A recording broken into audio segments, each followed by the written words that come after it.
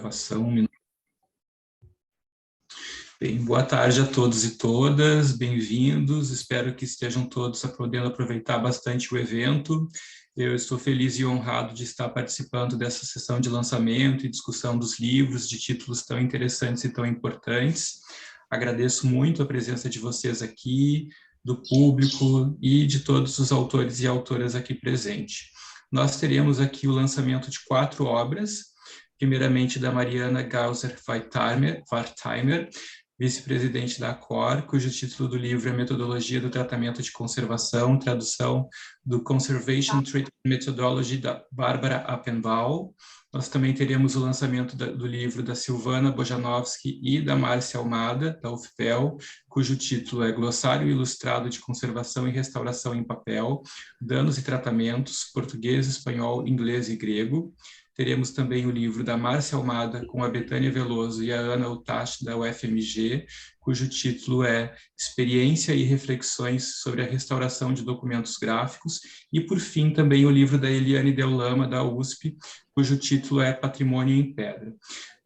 Eu vou apresentar individualmente cada um dos autores, apenas anunciei aqui todos os títulos para que vocês possam ter ciência, e a dinâmica do encontro é a seguinte: a opção pela reunião no Zoom é que fosse possível ter um pouco de informalidade, de troca e de conversa entre os autores e o público. Então, nós teremos esse momento e, inicialmente, cada um dos autores terá em torno de 10 minutos para poder apresentar o seu trabalho. E depois nós faremos, então, uma rodada de perguntas, respostas. Algumas perguntas eu farei a vocês, outras virão do público. Então, tá bem? Se alguém tiver alguma dúvida, por favor, fique à vontade para colocar.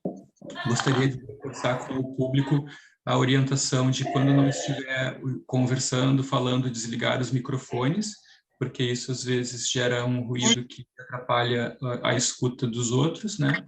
Mas quando for o caso, todo mundo está convidado e sinta-se à vontade para ligar e conversar.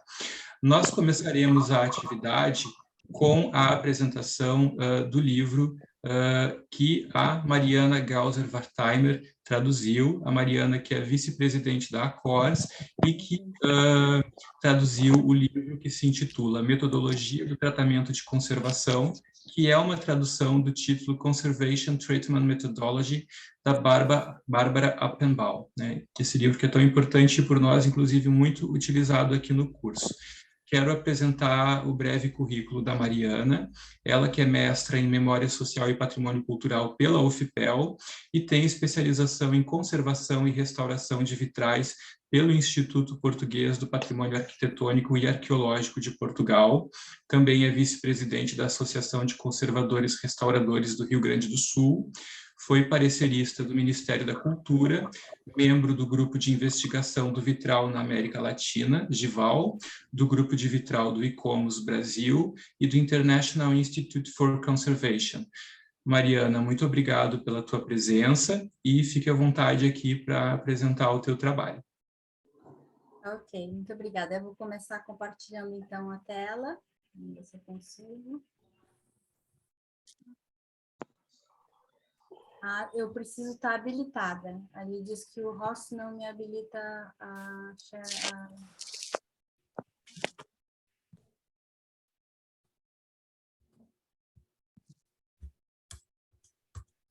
Só um minutinho que eu estou procurando aqui a ferramenta de habilitação.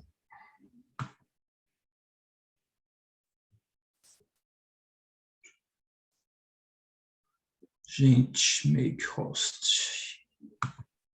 Vê se ficou agora, Mariana. Vamos ver agora sim. Tá. Não sei se vocês estão conseguindo ver.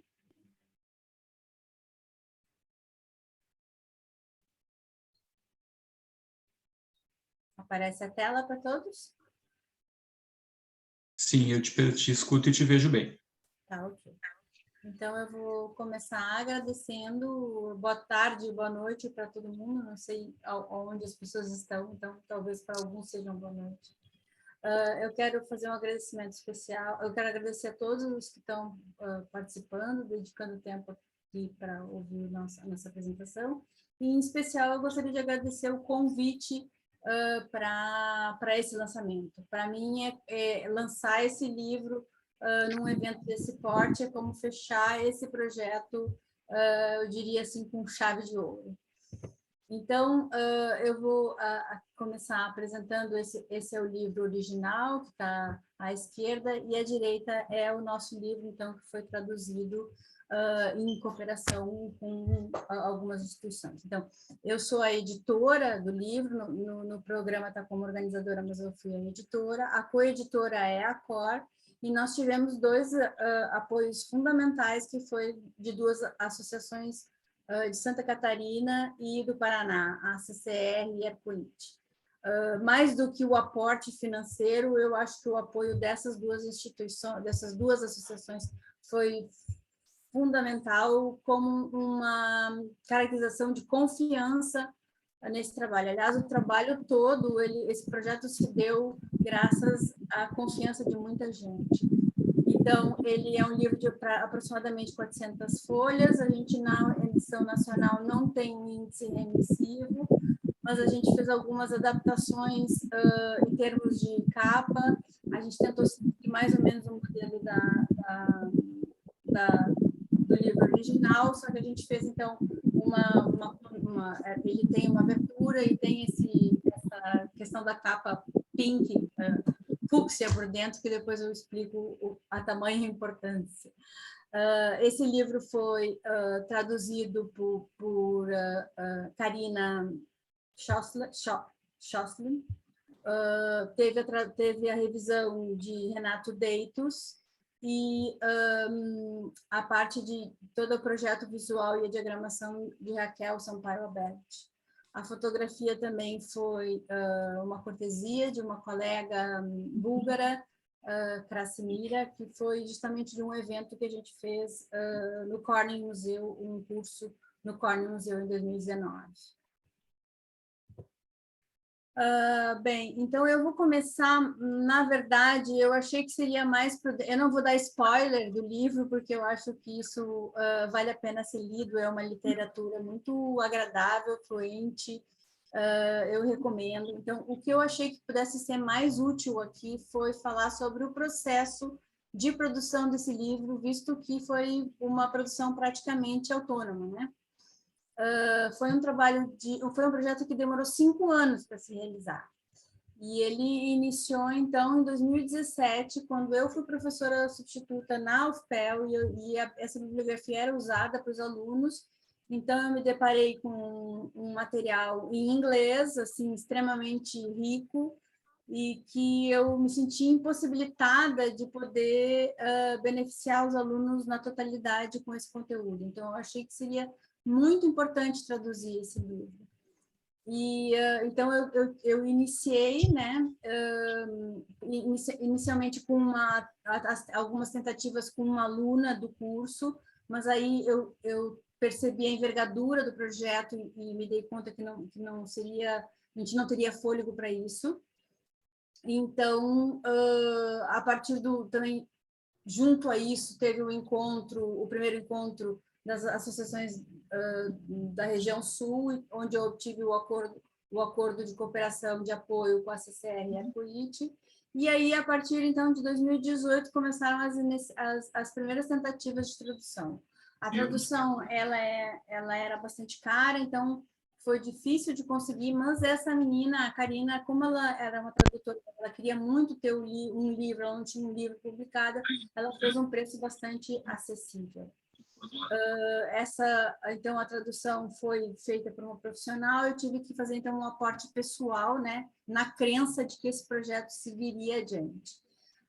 Depois disso, paralelo a isso, eu fui começando a ver como que eu poderia viabilizar recursos para a impressão, né, ver o vulto do valor desse livro, e percebi que a EDUSP, eu tentei na URGS, na UFPEL, enfim, mas eu percebi que na EDUSP teria a possibilidade de eu submeter esse livro, e que o edital abriria uma vez por ano, entretanto, teria que ter uma revisão, teria que imprimir os exemplares e ter uma revisão ortográfica.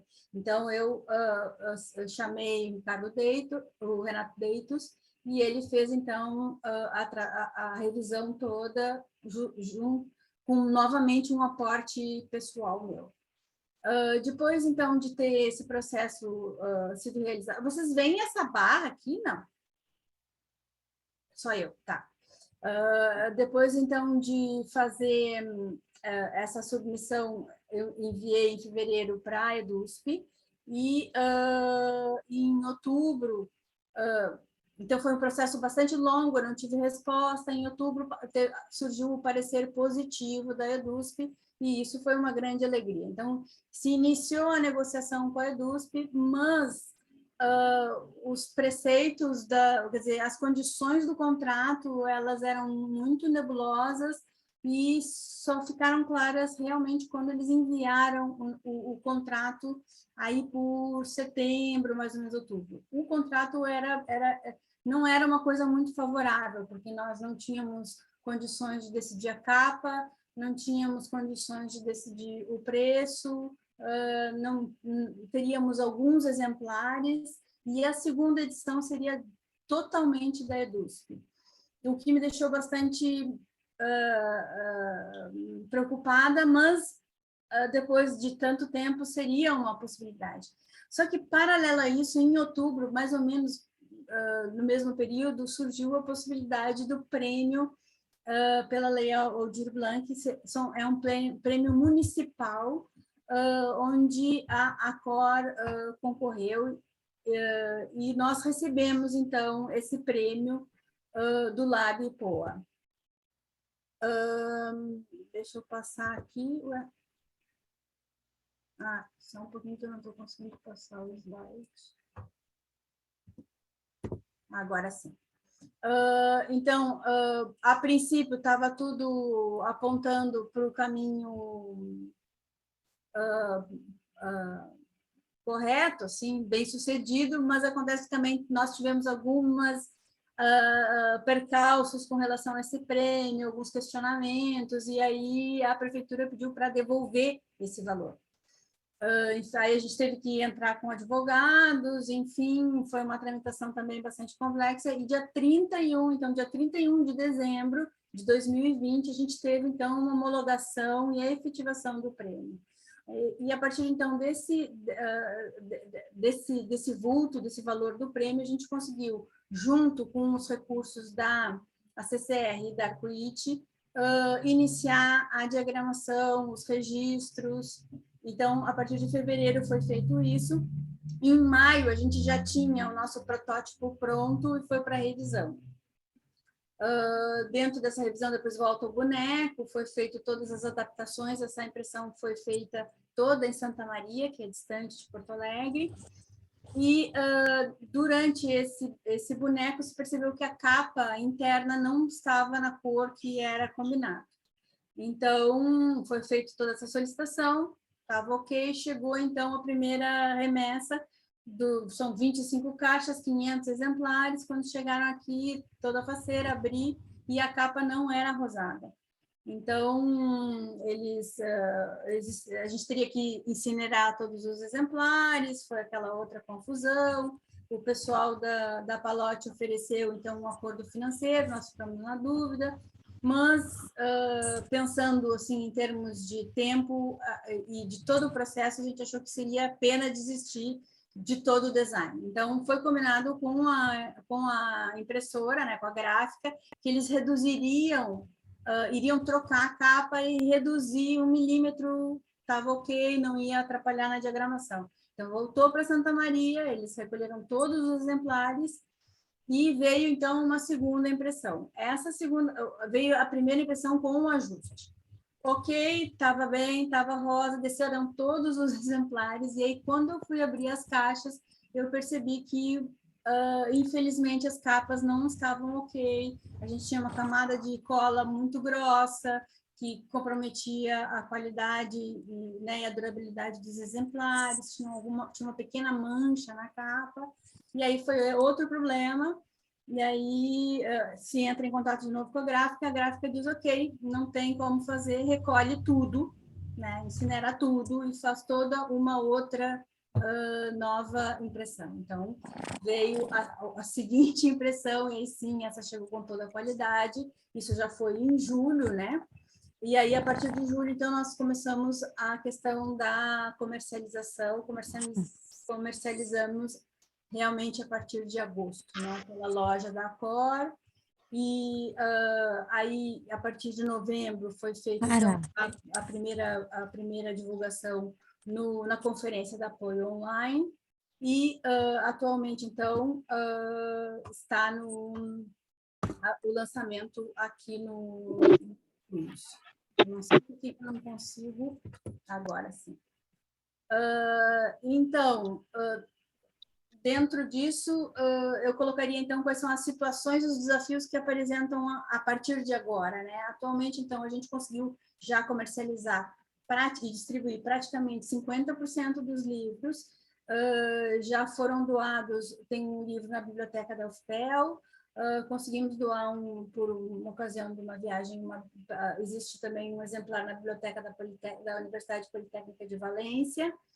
Foi feita a primeira venda para Portugal, né, para Braga, e agora, então, falta doar os outros livros para cada biblioteca de cada curso, vai ter um exemplar. Nós também estamos com um novo desafio, que é a gente conseguiu, então, a tradução do próximo livro da Bárbara, então, a nossa próxima é a tradução desse novo livro de conservação. E a partir de março, essa tradução deve estar pronta. Mariana, desculpa te interromper. Eu vou pedir para o público que não está falando desligar o microfone, porque está atrapalhando a audição dos presentes, por favor. Desculpa, pode continuar, Mariana, desculpa a delicadeza. Tá, eu não, sem problema. Então, seguindo, né, na verdade, agora nós temos um novo desafio, que é a publicação do segundo livro, né, que é focado na questão de conservação preventiva, né, toda a parte de collecting care. E junto com ele já está sendo realizado por uma sociedade que foi montada, que é a FW, né, então, em março, essa tradução já vai estar realizada, e nós estamos, então, paralelo a isso, tentando captar recursos. Nós já temos entramos no edital com a Secretaria Estadual, e o nosso projeto já está habilitado. Então, agora é torcer que até o final do ano a gente tenha um resultado positivo, porque se for realmente positivo, a gente vai conseguir beneficiar ainda muito mais pessoas, porque 50% dos exemplares vão servir para doação. Então, esses exemplares a gente vai conseguir, nesse caso, doar 5 ou 6 exemplares para cada curso de cada universidade. Nós vamos também conseguir distribuir para algumas bibliotecas ou instituições pontuais onde isso seja importante, e os restantes dos 250 vão ser distribuídos, então, para as outras associações fazerem, vamos dizer assim, elas vão gerenciar os seus exemplares como acharem conveniente para a sua região. Então, eu coloco isso tudo com muita alegria. Foi um projeto realmente extenso, de necessidade de muito fôlego, mas de momento nenhum existiu qualquer tipo de arrependimento. Ao contrário, é uma grande alegria, e é muito bacana perceber que um projeto que começou muito pequenininho pôde ter essa proporção, né? Porque, na verdade, aqui a gente fala em termos de legado, ou seja, eu fico muito satisfeita em poder ser um veículo, né? Na verdade, eu sou um veículo, e a Cor, né? A CCR, Mariana, a Cor e a Arcoíte, nós acabamos sendo um veículo para um legado de uma teoria, de uma profissional de uma extrema qualidade e de extrema generosidade, né? Então, assim, para encerrar, eu aproveito aqui a oportunidade e o gancho da questão do legado, justamente para fazer uma homenagem ao meu pai.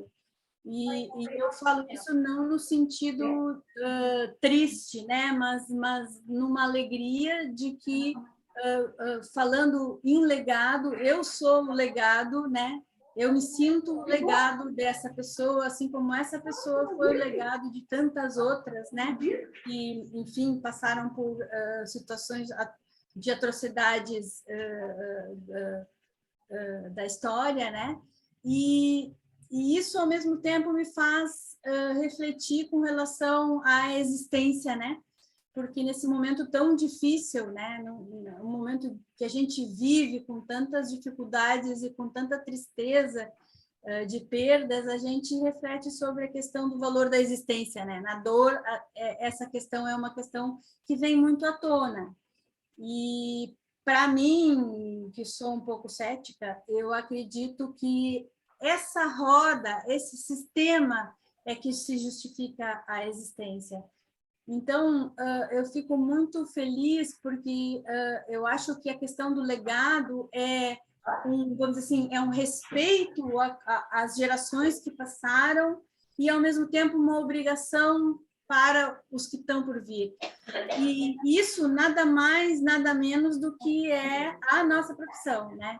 Então, a beleza da nossa profissão, para mim, está justamente nessa questão do respeito a quem a gente é pelo aquilo que os outros foram e nos legaram, e, vamos dizer assim, a responsabilidade daquilo que a gente pode deixar. Então, eu assim encerro e agradeço a oportunidade de apresentar o trabalho.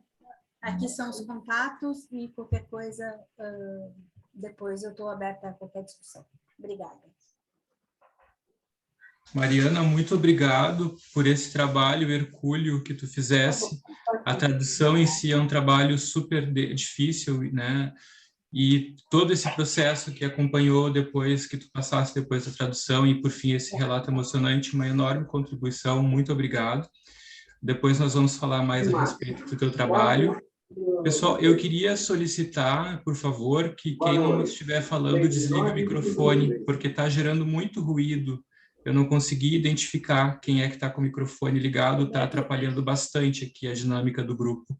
Eu acho que tu pode desligar todos, Roberto. Pois é, eu vou procurar aqui essa opção. Já desligaram, já desligaram.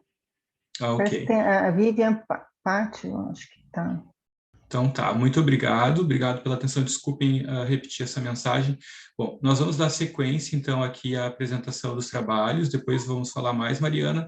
Agora nós teremos a apresentação do livro Glossário Ilustrado de Conservação e Restauração em Papel, Danos e Tratamentos, Português, Espanhol, Inglês e Grego, da Silvana Bojanowski e da Márcia Almada. Será apresentado pela Márcia. E aqui vou ler, então, para vocês, antes, um breve currículo das autoras. A Silvana Bojanowski é doutora em Memória Social e Patrimônio Cultural pelo PPG-MP UFPEL, mestre em História Social e especialista em Conservação e Restauração de Obras em Papel, professora adjunta do Departamento de Museologia, Conservação e Restauro do ICH UFPEL. Possui experiência em conservação de acervos arquivísticos e bibliográficos, atuando principalmente nas áreas de patrimônio cultural, conservação, restauração, conservação preventiva e terminologia.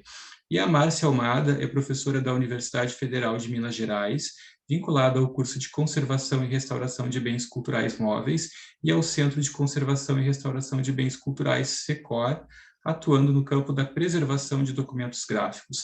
Desenvolve pesquisas sobre a problemática do uso dos vestígios materiais como fonte de informação histórica e orienta no programa de pós-graduação em artes. Márcia, muito obrigado mais uma vez pela tua participação. Tu vais usar o compartilhamento de tela? Acho que eu vou ter que então te colocar aqui como... Só um minuto. Como é que eu faço isso que eu fiz?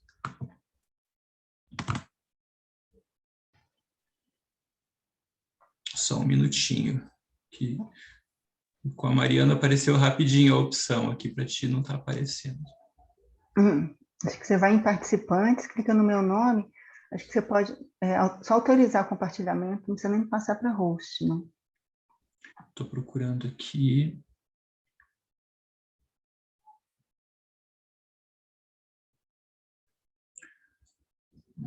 É porque a Mariana agora está como host, então a Mariana tem que Mariana, passar por o host. favor. tem que botar Vai ter que botar passar... o Roberto. É, Roberto para host novamente. por isso. Só um minutinho, pessoal.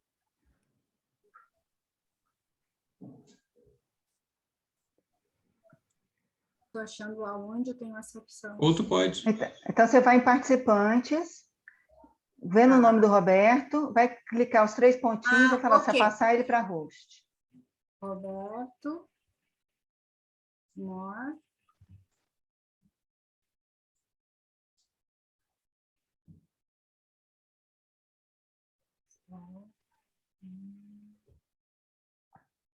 Roberto. Rename, make host, perdão. Isso. Desculpa. Ok, agora faremos... Pronto. Sou eu o host agora, tá bom. Então tá. Bom, pessoal, boa tarde. Obrigada por estar aqui. Primeiro, queria parabenizar a Mariana com esse trabalho, essa sina, né, que foi produzir esse livro, e essa tradução de tamanha importância, mas, sobretudo, editar. Né? E a gente está aqui nessa celebração, que é o lançamento dos livros, né? E você falou uma coisa que nos toca muito, né? Que a gente chega nesse momento do lançamento querendo, né, como uma finalização mesmo de um projeto que foi longuíssimo, né? Tal como o seu, que começou vários anos antes, que finalmente está pronto, e parabéns, depois de ter percorrido esse processo tão tumultuoso. Né? Eu sinto muito pela Silvana não poder estar aqui conosco, porque o glossário, ele foi... Vocês estão vendo a minha tela, né? O glossário, ele foi... a ideia dele surgiu a partir do momento que eu tomei contato com a tese da Silvana, né, que é a terminologia em conservação de bens culturais em papel, produção de um glossário para profissionais em formação. Então, ela fez toda uma pesquisa muito metodológica em torno da questão da terminologia e resultou num glossário muito bem estruturado e com várias áreas em torno da conservação e restauração de obras em papel, né? E, tal como ela falou, esse era um material produzido para profissionais em formação. Então, eu entrei em contato conheci o glossário dela, né? Já conheci a Silvana e inclusive, participado da pesquisa que ela fez para tentar essa harmonização da terminologia, como ela disse, né? E aí eu estava querendo fazer uma publicação e convidei ela, então, para a gente, nessa aventura de produzir esse glossário ilustrado de conservação e restauração de obras em papel, adaptando partes da tese dela, só focando na parte de danos e tratamentos, e propus ela que a gente fizesse essa aventura maluca de fazer um glossário multilingüe, na perspectiva de fazer quase que uma comunicação entre essas culturas todas pelas quais a gente percorre. Né? O espanhol é muito claro, é muito próximo da gente, o inglês, a gente o tempo inteiro está se deparando com leitura de textos em inglês, e o grego, porque eu queria estabelecer reafirmar laços, né, profissionais com a Universidade West Ática, com a qual eu estive fazendo um estágio lá durante um tempo. E também porque o grego é tão distante da gente e que eu queria trazer essa aproximação dessa cultura grega, né, que na verdade é próxima de nós, o grego antigo, mas o grego contemporâneo não é, né? É uma cultura riquíssima. E além de ser uma língua interessantíssima. E daí, e também no espanhol, eu também quis reforçar os laços estabelecidos com profissionais do México. Então, a gente fez começou então o projeto de fazer a tradução dos termos a partir do glossário da Silvana, né? E a primeira fase foi apurar, conceitualmente, inclusive, apurar, a gente se alinhar porque o que estava no glossário nem sempre era o que por exemplo, o que a gente praticava em Minas, e a gente foi tratando, muito tempo discutindo e conciliando, né, definições, conciliando terminologias para a parte do português. Então, o português, tal como é falado no Brasil, ele é a língua base desse glossário. E daí ele foi traduzido para o inglês pela Ana Cristina Torres Campos, né, com base no Book and Paper Group do Wikipedia, né, do Book and Paper Group do AIC, do American Institute of Conservation, para a nossa base, mas também em cima da literatura que nós lemos, nós trabalhamos juntas nessa parte, e o espanhol foi feito pela equipe de restauradores que trabalha na Universidade Autônoma do México, que eu já vou apresentar no final todo mundo, e o grego foi feito por um professor também da Universidade de Westminster. O interessante aqui, e a editora Fino Traço topou fazer esse projeto, que ele é bastante audacioso, né? Primeiro, a gente pensou em fazer só a edição em e-book, porque o glossário é sempre uma obra em aberto, né? Isso não é uma obra completa, é uma fração do que poderia ser, e também porque toda a obra ela é linkada, a nossa intenção, né, já que era fazer essa comunicação entre as culturas, através das palavras, todo termo do glossário ele tem sua correspondência nos 4 idiomas, né? Então, que nessa página inicial, na primeira capa, que é essa, cada idioma tem uma capa própria, né, no seu idioma, e depois aqui a gente começa a parte da linkagem, que você vai para o glossário em português, o glossário em espanhol, o glossário em inglês e o glossário em grego. Cada um dos idiomas tem uma língua específica, a língua não, tem uma cor específica que vai guiando toda a obra, para você também saber como é que você pode se movimentar facilitar a movimentação da linkagem, né? Então, eu queria apresentar para vocês, né, o glossário, ele se estrutura a parte de danos e a parte de tratamentos, e ele tem 3 formas de consultas. Primeiro é a árvore de domínio, na qual os termos estão organizados hierarquicamente, o glossário de danos, que é uma consulta por ordem alfabética, e o índice alfabético, ao final, que também é organizado alfabeticamente em cada uma das línguas, e que faz a correspondência de todas os idiomas, né? Nós temos também a bibliografia terminológica e lexicográfica usada para fazer o glossário, a bibliografia de conservação e restauração também usada para o glossário, o crédito das imagens, né? Devo agradecer já imediatamente todos aqueles colaboradores que forneceram, nos presentearam com imagens, porque imagens de danos nós temos aos montes, mas de tratamentos é muito difícil fazer, nós tivemos que produzir algumas, e depois uma mini bio dos autores e colaboradores, eu já vou chegar lá. Eu quero passear um pouquinho pelo glossário, né, aqui na parte português. Então, a gente tem aqui a árvore de domínio, né, que é organizado hierarquicamente, essa numeração que cada um dos termos tem, ela foi quase que a linha de conexão, né, entre todos os idiomas, para a gente poder trabalhar, e aqui nessa árvore de domínio a gente tem essa organização hierárquica, então, que nos danos coincide de ser parcialmente em ordem alfabética, né?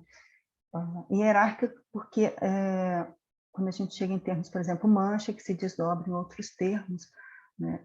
Aí a gente sai dessa ordem alfabética. Então, eu queria passear um pouquinho com vocês, por exemplo, no glossário, né? Então, a gente linka no termo, e aí ele aparece aqui, e aqui a gente tem toda a correspondência, a gente pode passear pelos outros idiomas através da linkagem, né? Veja aqui. E o glossário consiste do termo, então, esse número correspondente a esse número da árvore de domínio, a definição muito sintética do termo, aparecem notas que são notas explicativas, às vezes relativas a questões conceituais e às vezes a questões de tradução. Nós temos também a parte de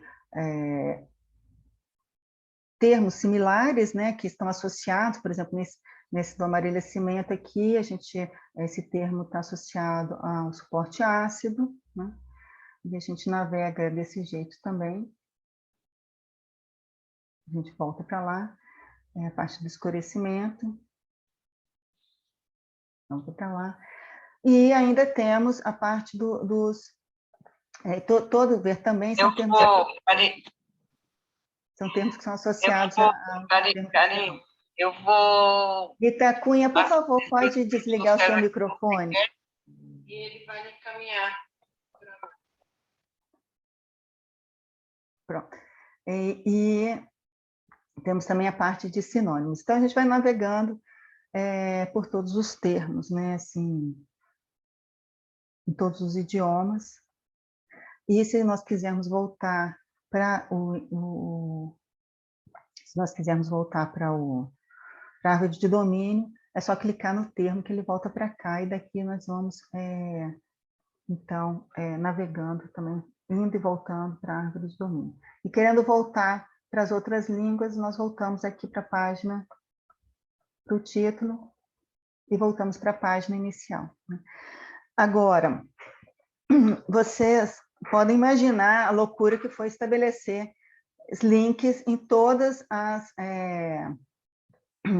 quantidade de links em todos esses termos, né, que não são poucos, em todas as línguas, né? Deu muito trabalho que a equipe da Finotraço teve para fazer essa navegação funcionar, né? E nós também, a quantidade de revisões que nós fizemos, de linkagem de toda a equipe. Então, em primeiro lugar, eu devo agradecer a equipe da Finotraço, né, Marcela Paim, que foi responsável por essa linkagem, e o Leonardo Amorim. Eu acho que só navegando é que vocês vão poder entender a complexidade e a riqueza desse trabalho. E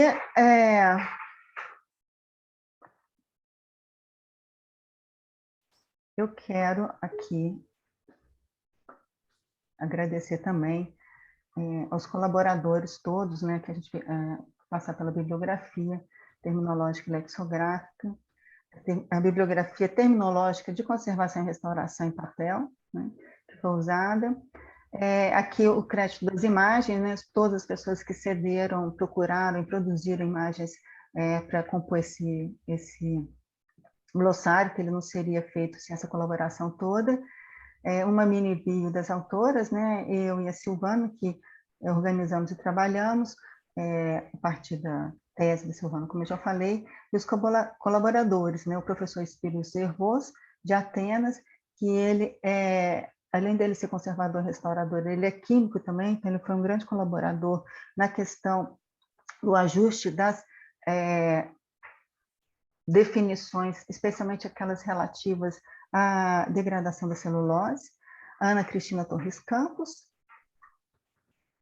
Adriana Gomes Lorente, a Sandra Penha e o Gustavo Lozano, que são conservadores e restauradores da Universidade Autônoma do México, e que logo se encantaram com o projeto e entraram com a gente nessa empreitada de traduzindo os termos e adequando também ao uso específico, né? Então, o que é importante dizer para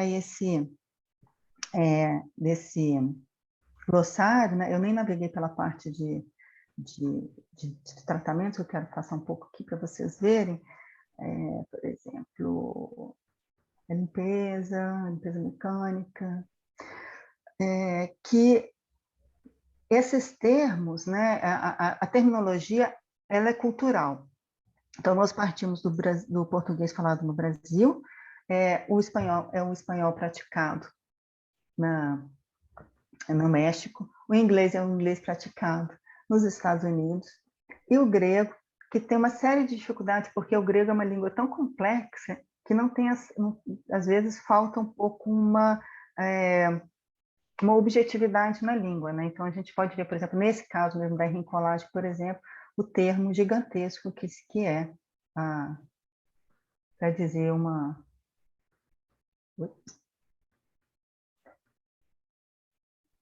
para falar, né, de uma coisa que a gente usa uma palavra só.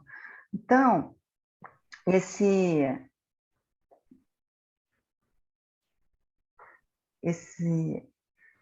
glossário, então, espero que ele seja bastante útil para a gente, né, não só para a gente fazer a parte de diagnóstico e preenchimento das fichas de tratamento, mas também para compreensão dos termos usados em outros idiomas, né? Porque a gente lê muito em inglês e em espanhol, e espero também... Aqui está o índice alfabético, né? Aqui a versão em inglês, então começa a primeira tabela sempre em inglês, em ordem alfabética do inglês, e aqui a gente faz correspondência de todos os termos, daqui também a gente pode passear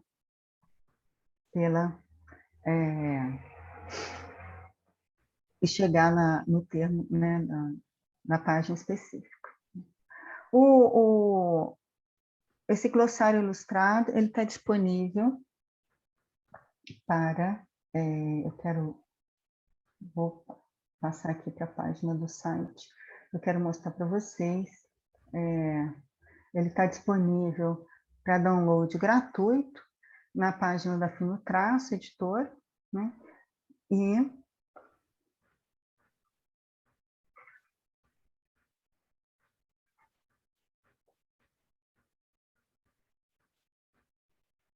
E aqui, né, tem uma página para cada um dos idiomas, né, em espanhol, português, inglês e grego. E daqui você pode fazer o seu download gratuitamente, né? Eu espero realmente que esse glossário seja muito útil para o trabalho de nós conservadores e que ele seja um estímulo para o avanço dos estudos de terminologia e, quem sabe, futuramente ele possa ser acrescido com novos termos, novas contribuições, né? Mas realmente essa empreitada de fazer um glossário todo linkado em 4 idiomas, talvez a gente demore talvez uma década para enfrentar novamente. Então, espero que seja de bom uso. Bom, eu finalizo aqui agora a apresentação do glossário e eu quero passar brevemente para outra edição, né, que a gente está, outro livro que a gente está lançando aqui, que é esse Experiências e Reflexões sobre Restauração de Documentos Gráficos. Eu falei no início, essas 2 edições, elas fazem parte do projeto de pesquisa que eu tinha com financiamento da CAPES, né, que é a produção dos manuscritos iluminados entre a história e a preservação, e foi, então, a produção editorial desses 2 livros foi feita com essa verba da CAPES, né? Eu agradeço também pela oportunidade de trabalhar.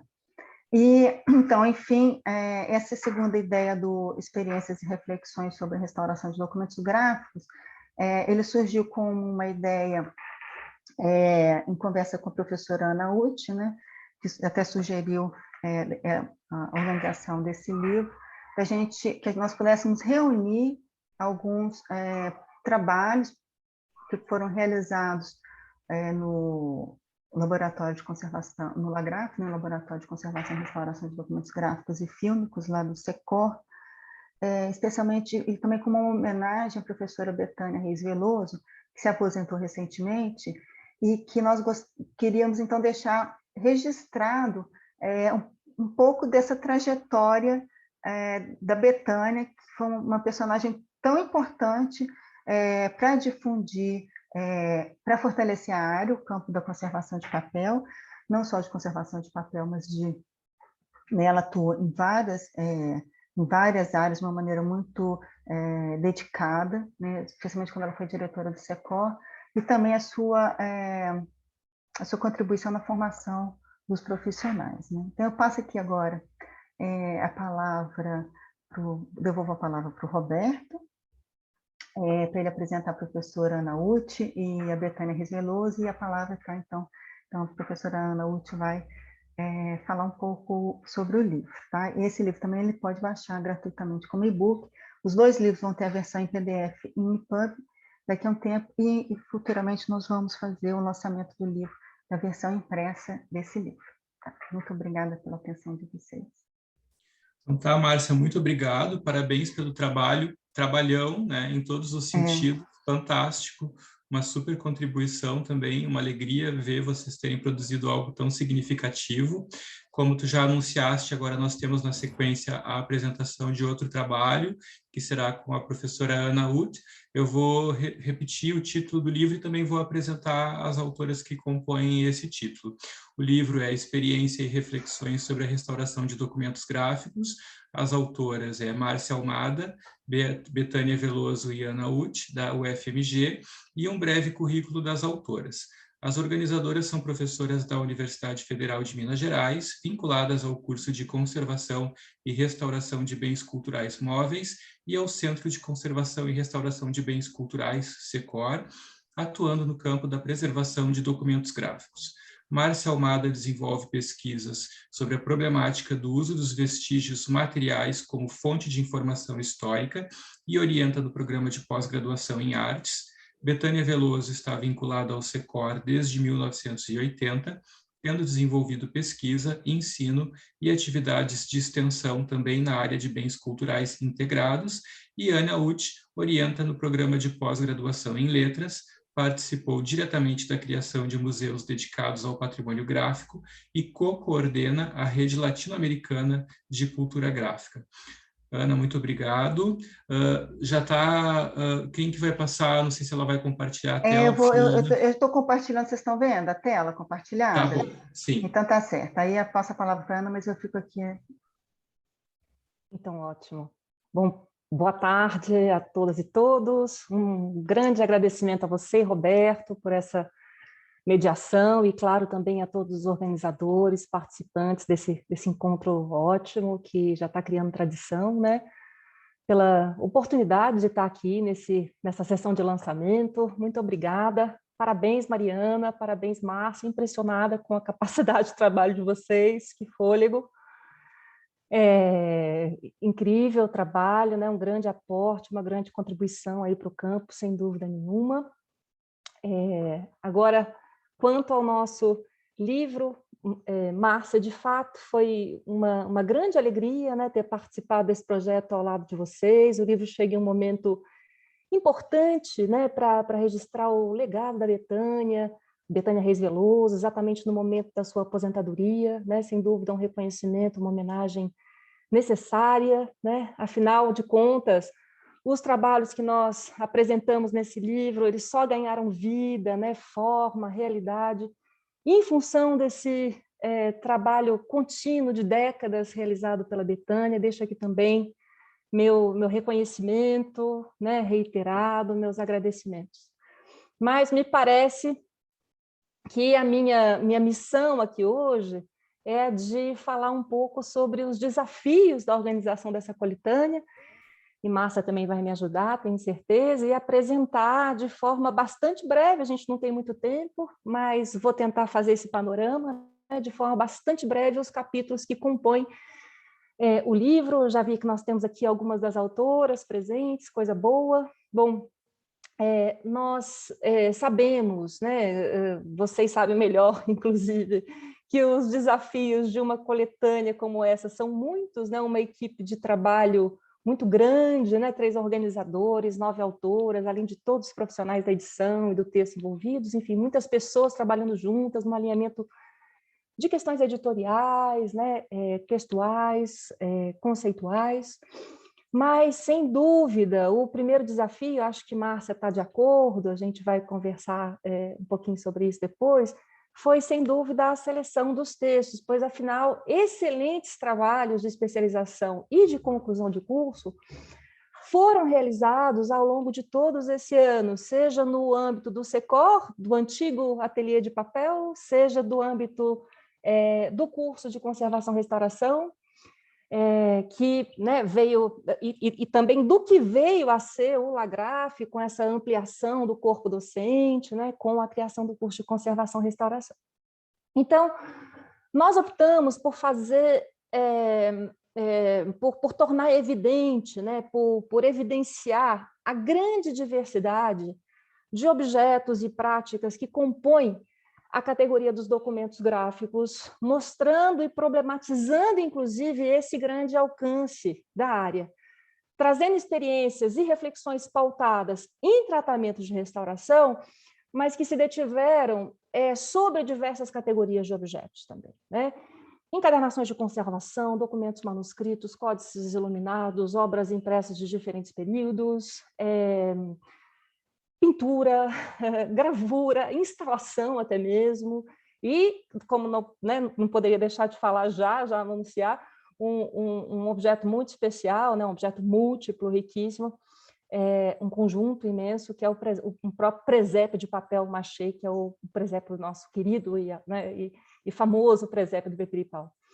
Então, eu acho que esse seria o primeiro desafio. O segundo foi o estabelecimento de uma unidade textual e conceitual no processo de tratamento dos textos que se pautaram em trabalhos bem distintos, né? Assim, com caminhos, inclusive, com trajetórias nos processos de constituição bem diferentes. E, como organizadoras, Márcia, Betânia e eu, em um primeiro momento, nós nos centramos em um trabalho mais detido com cada uma das autoras, dividindo os trabalhos por orientação, né? Todas ex-orientandas, e depois nós fizemos circular esses textos entre cada uma de nós, o que acabou promovendo também uma maior interação e uma maior unidade editorial e textual, sem dúvida. E, além disso, o livro também nos deu a oportunidade de desenvolver um novo diálogo com as autoras, sem dúvida mais maduro. Estava pensando sobre isso hoje, inclusive pensando nesse momento aqui.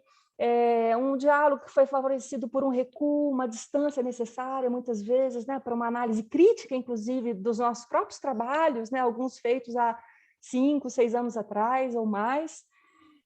Então, assim, esse recuo gerado por esse tempo de orientação e os trabalhos no momento dessa publicação, né? Mas, bom, vamos passar, então, para a apresentação, assim, dos capítulos. Acho que Márcia vai passando aí algumas páginas. Um capítulo de abertura da Alice Gontijo, que está aqui conosco, já vi. Agora, novamente, querida orientanda de doutorado também, da Faculdade de Letras, traz uma reflexão densa, detida, dos usos da encadernação, de conservação, apoiada em uma experiência de tratamento, mas que foi capaz de discutir criticamente os usos indiscriminados de determinados modelos técnicos, algo muito comum nos nossos meios, né? Sem se furtar também da discussão sobre essa tensão forte entre uma abordagem arqueológica e uma abordagem funcional, quando a gente fala de encadernação no mundo da conservação e restauração. Em seguida, o trabalho da Ana Cristina Campos e da Melissa Ancona, que foram orientandas da Márcia, e trazem uma reflexão muito importante sobre o processo de tomada de decisão no restauro, né, através do restauro de 2 códices iluminados do século XVII, que se posicionam, como as próprias autoras dizem, no limiar, né, de um estatuto simbólico que vai entre o documento e a obra de arte. O caso é particularmente interessante exatamente por essa complexidade, né, do processo de atribuição de valor de um objeto com múltiplos estatutos. Em seguida, nós temos o trabalho da Diná Marques Pereira Araújo. Eu vi que ela está aí também. Ana Cristina está também, né? Não estou sabendo de todos, gente, de todas, mas só as Ana pessoas Cristina que está também. né? Então, ótimo. Da Diná Araújo, né, bibliotecária, conservadora, colega de muitos anos, com quem tive a oportunidade, inclusive, de trabalhar na ocasião da restauração do livro que deu origem ao capítulo. Diná, ao CDP sobre a restauração de uma encadernação em pergaminho, faz uma síntese muito boa, né, uma síntese bibliográfica sobre diversos aspectos que permeiam a conservação e restauração desse material milenar, além de discutir em uma perspectiva arqueológica, que eu tenho incentivado bastante, a estrutura que caracteriza o modelo técnico de encadernação da obra que foi tratada, que foi um livro, né, do início do século XVII, pertencente ao Centro de Memória da Faculdade de Medicina. Em seguida, nós temos o trabalho da Kátia de Salvo Oliveira, que é fruto da sua monografia ainda de especialização, orientada pela Betânia em 2006, e que se debruçou sobre um projeto, né, um projeto e um objeto, as duas coisas, né, bastante complexos, desafiadores, uma instalação artística de Dorê Camargo Correia, que foi exposta em 1972 no Museu de Arte da Pampulha. Na verdade, como vocês podem ver aí, trata-se de um conjunto constituído por 3 gravuras impressas em um papel muito fino, um papel japonês muito fino, que acabaram sofrendo, essas gravuras acabaram sofrendo bastante no processo de montagem original, pois elas ficaram suspensas no ar, né, junto às suas matrizes em acrílico e às instalações de iluminação. Então, Kátia dá conta aí de todo esse processo de restauração e de reflexão sobre a montagem desse tipo de objeto.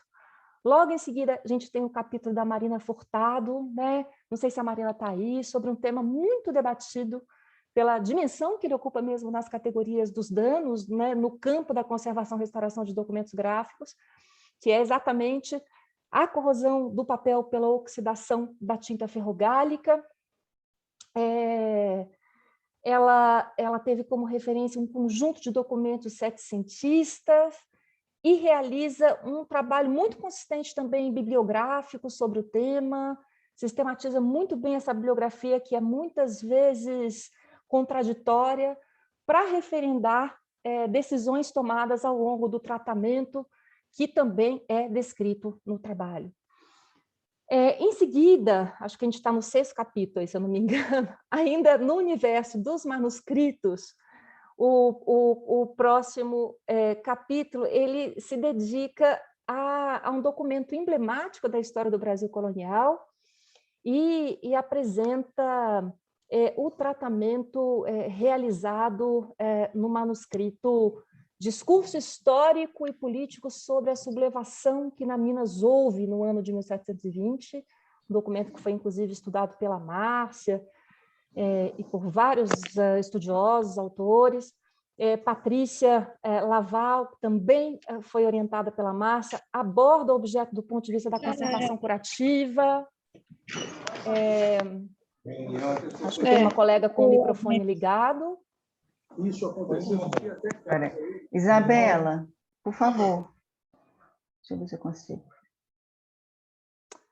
Bom, fechou, acho que agora fechou. Fechou.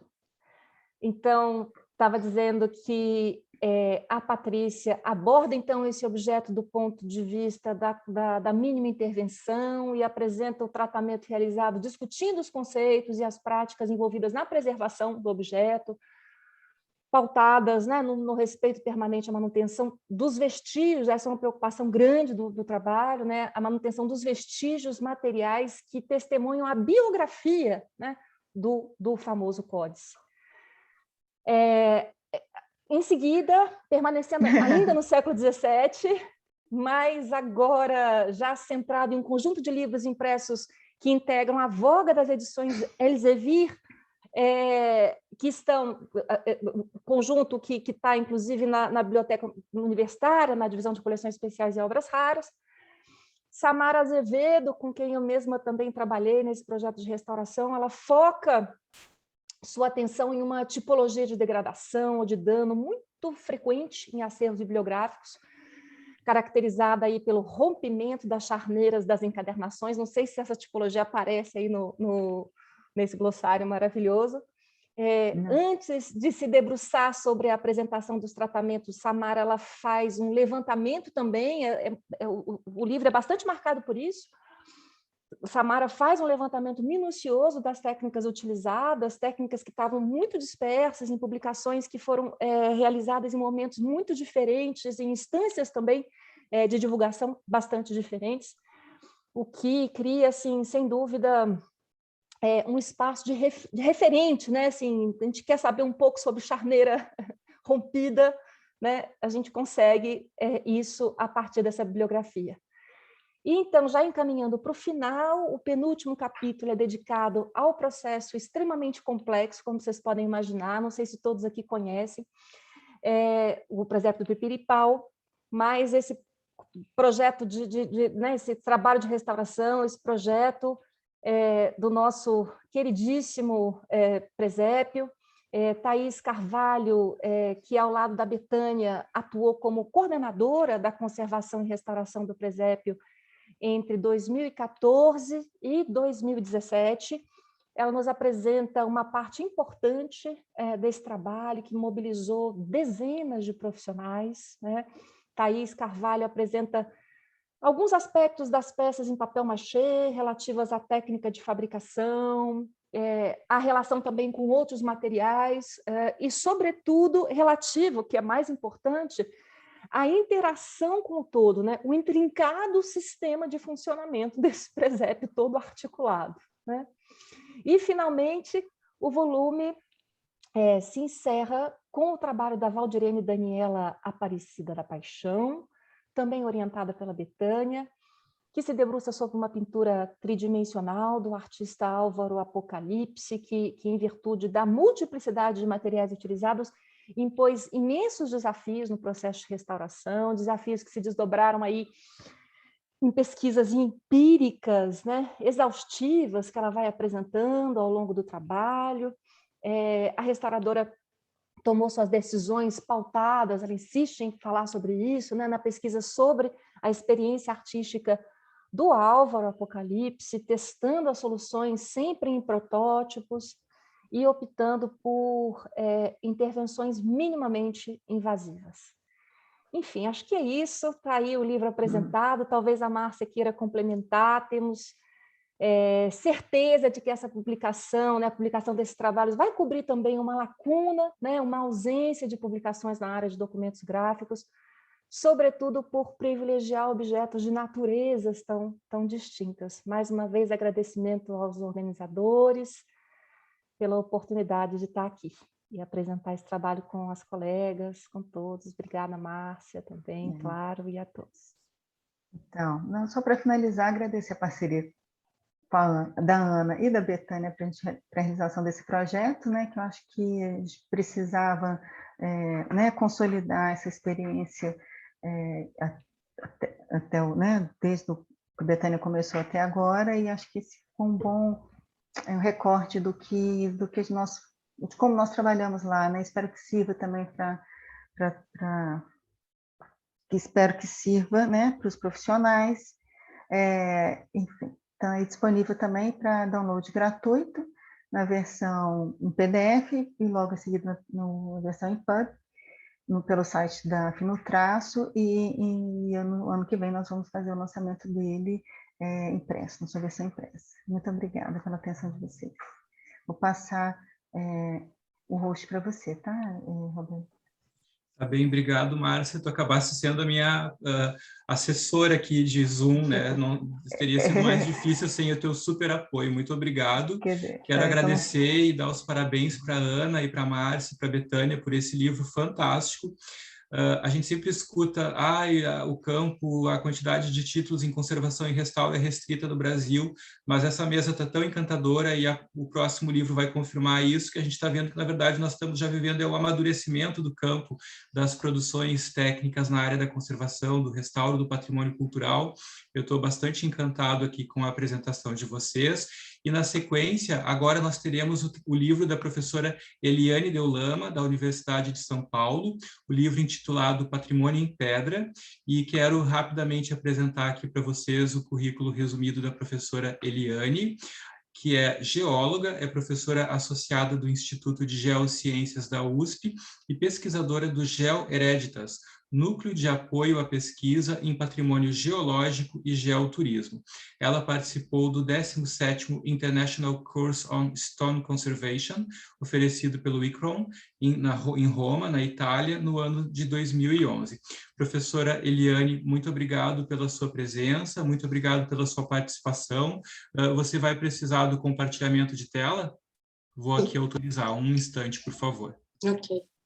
Obrigada pela apresentação, Roberto, e já aproveito aqui, já enquanto o Roberto me habilita como host, acho que já deu. Já aqui. foi, eu acho que foi. Deixa eu compartilhar. Vocês estão vendo? Ok. Para mim, aqui aparece como se fossem duas telas, mas para você está só a tela da apresentação? Eu te vejo e escuto a apresentação perfeitamente, Eliane. Então, tá bom. Obrigada, Roberto. Então, primeiramente, agradecer principalmente a professora Silvana Bojanowski e a intermediação da professora Thais Sanjá, e é uma alegria estar aqui no 6º Encontro Luso Brasileiro de Conservação e Restauração para apresentar a nossa publicação. Primeiramente, eu gostaria de só fazer uma correçãozinha, eu não sou autora do livro, eu sou a organizadora do livro Patrimônio em Pedra. Esse livro, ele tem o objetivo de apresentar um pouco da diversidade pétrea que a gente tem no nosso território, principalmente das pedras nacionais e também de pedras exóticas que compõem monumentos e edifícios de várias regiões do Brasil. Então, ele é um livro digital e teve o apoio e o patrocínio do Instituto de Geociências da USP, da CAPES, do CNPq e da FAPESP. Queria falar, então, um pouquinho sobre a concepção desse livro. Eu não tenho muita experiência em organizar livros, mas eu considero que ele teve a sua história bem curta, vamos assim dizer. No final do ano passado, finalzinho mesmo, né? Aquele e-mail que a gente vai desejar Feliz Natal, em vez de desejar Feliz Natal, eu escrevi para os autores e perguntei se eles não queriam participar do projeto e escrever esse livro comigo. E sempre tem um pouquinho, chora o prazo, estende um pouquinho, e o livro foi finalizado em julho desse ano. Eu considero que o projeto gráfico, a diagramação dele, ele foi feito de uma forma um pouco caseira. Quem fez toda essa parte do trabalho foi o Lauro Derrira, que foi imprescindível a ajuda dele para a confecção dessa publicação. Inicialmente era para ter 14 capítulos, mas depois a gente vai estendendo, tem mais um capítulo que dá para acrescentar, ele acabou ficando com 20 capítulos.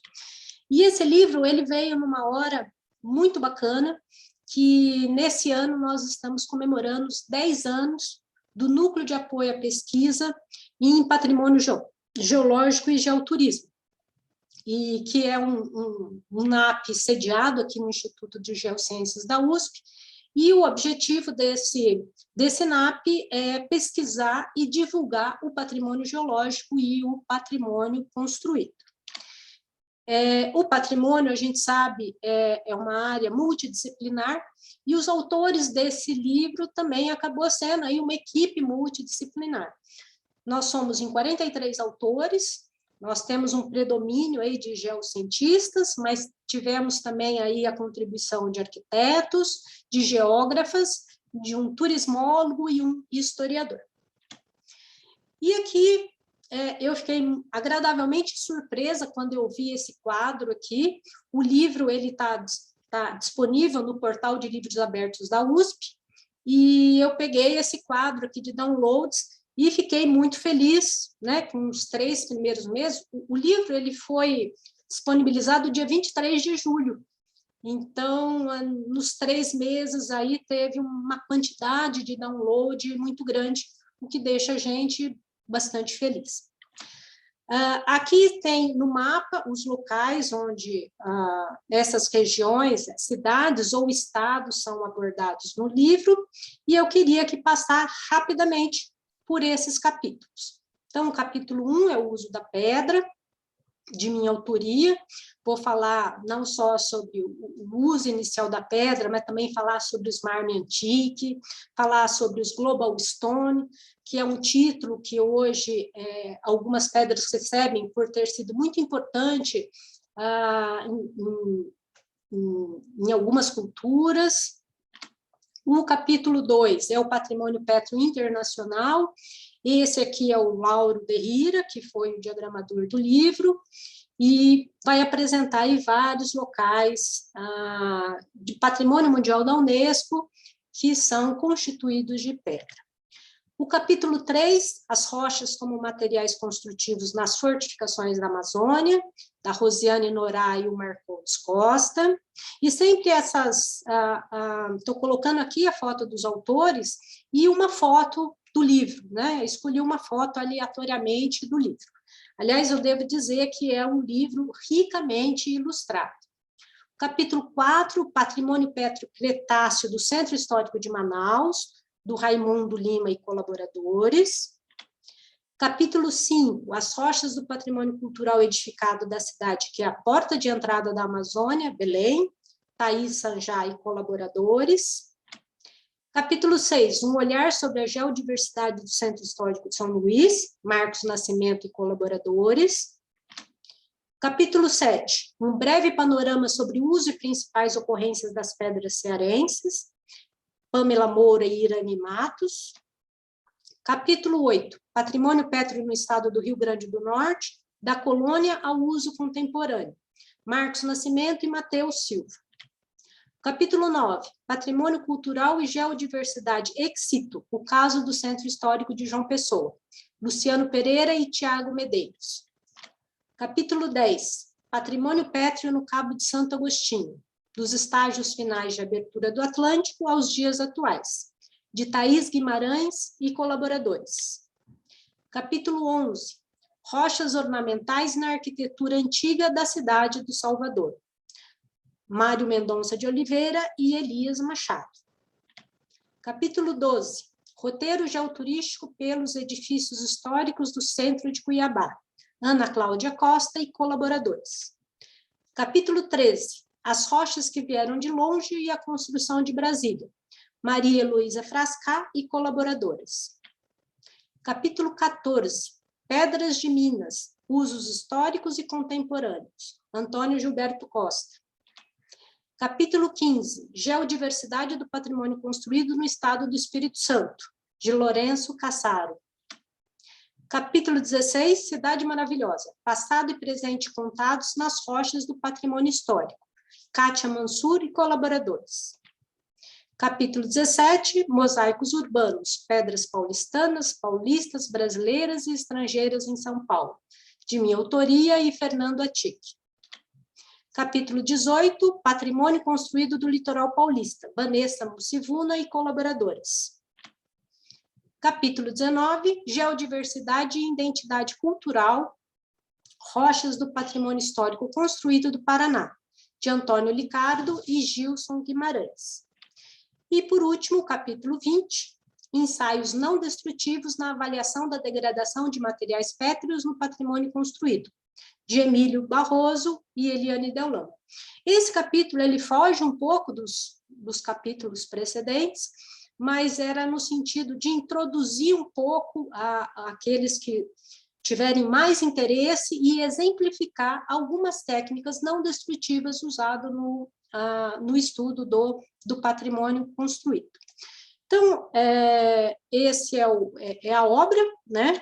Como eu disse para vocês, ela está disponível para fazer o download gratuitamente no portal de livros abertos da USP, e eu espero que vocês gostem, né? O objetivo é de divulgação, mas eu tenho certeza que nas referências bibliográficas vocês encontrarão mais materiais aí para quem se interessar mais por isso.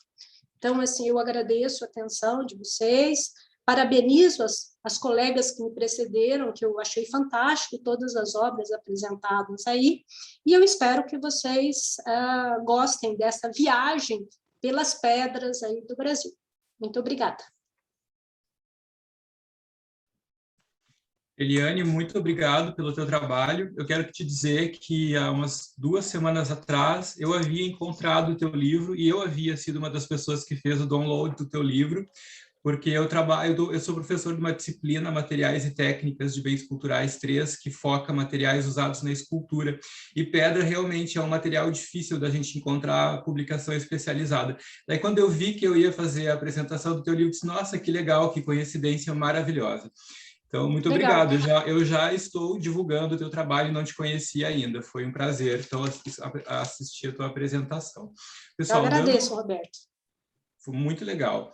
Pessoal, dando continuidade, então, à dinâmica da mesa, nós já avançamos bastante o horário, mas, assim, não sei para vocês, para mim o tempo não passou, porque foi maravilhoso tudo que eu vi até agora, mas acho importante a gente poder conversar um pouco a respeito dos trabalhos apresentados.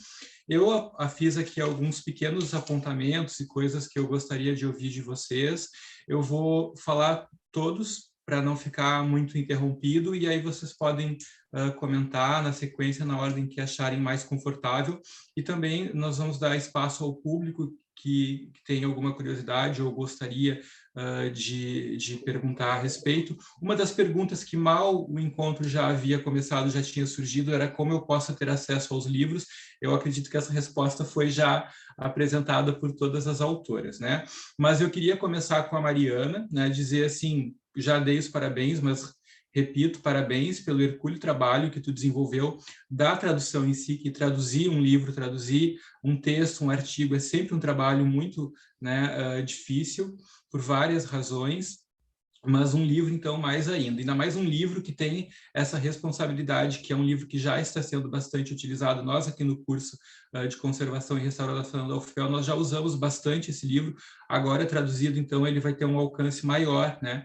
Então, como que foi a experiência de traduzir um texto que vai ser uma referência importante nesse universo restrito de publicações na área da teoria da conservação e da restauração? Porque essa, sim, é uma área que a gente não tem ainda, né, tantas referências. Nós temos o Brand, nós temos o Vinhas, e dali a pouco já não vai muito além disso, sim, as referências que nós utilizamos. E esse livro da Bárbara, seguramente ele vai ter um alcance muito maior, e isso é um prestígio, né, e é uma alegria tanto para quem traduz, como também para os autores que veem o seu trabalho assim ampliar o alcance. E aí também aproveitando, Mariana, quais foram assim os desafios dessa tradução, já fazendo um link, por exemplo, com o trabalho da Márcia e da Silvana no que diz respeito à terminologia, porque na tradução de um livro técnico especializado, essas questões surgem e são desafios, e a cada página surge uma nova dificuldade, um novo desafio com a qual muitas vezes a gente precisa fazer consultas, conversar com colegas. Eu já passei por isso, né? Então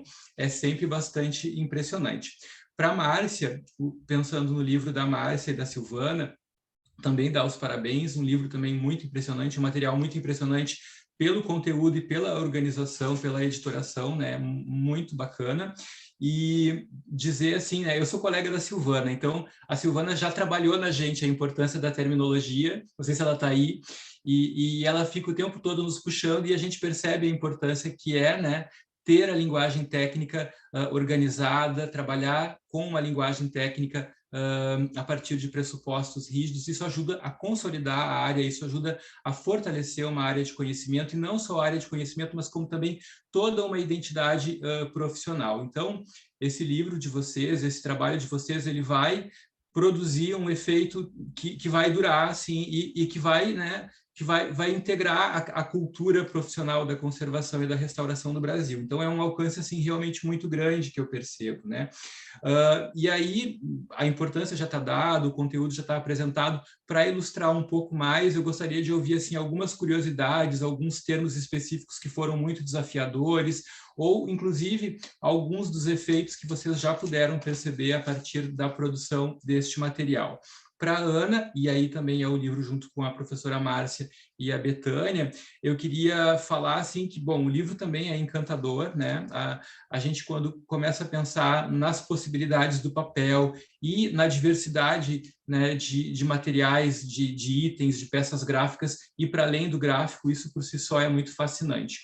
Eu me lembrei de uma obra de arte que é muito conhecida, da arte conceitual, que se chama Uma e Três Cadeiras, do Joseph Kosuth, que ela é uma peça composta por várias peças, e que tem uma polêmica clássica. Quando ela foi incorporada no acervo do Museu de Arte Moderna de Nova York, ela foi destrinchada, e ao invés dela ser preservada na reserva técnica unicamente, uma parte dela foi para o arquivo, outra parte foi para a seção de design, e outra parte foi... Então, a peça perdeu completamente o seu sentido, né, artístico, digamos assim.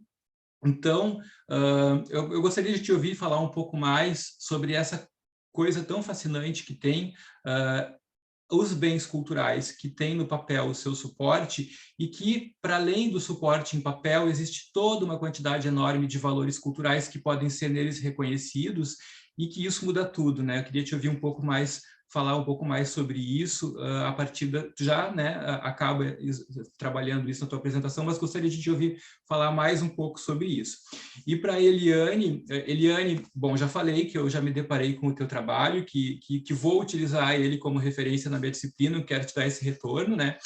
E também porque referências bibliográficas em pedra, rocha, esses materiais que estão entre os mais utilizados na escultura, de fato, é restrito aqui no Brasil, né?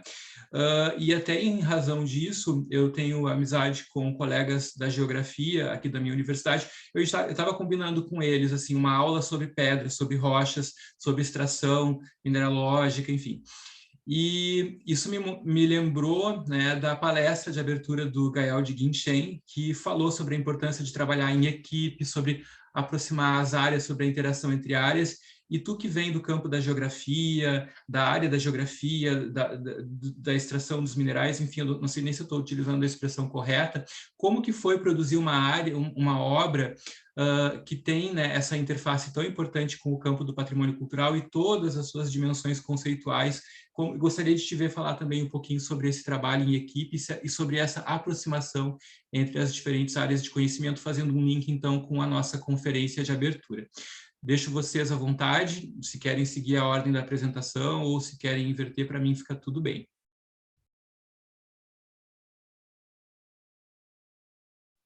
Querem que eu comece, eu posso começar.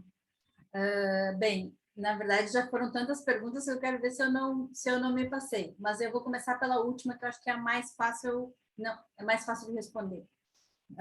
Em termos de terminologia, foi sempre uma grande preocupação, né? Porque na hora que a gente escreve, faz uma tradução, a gente tem o papel, a responsabilidade que acaba poderia cunhar termos, né? E a nossa intenção, a minha intenção, a intenção da Cor, não seria de cunhar terminologia. Então,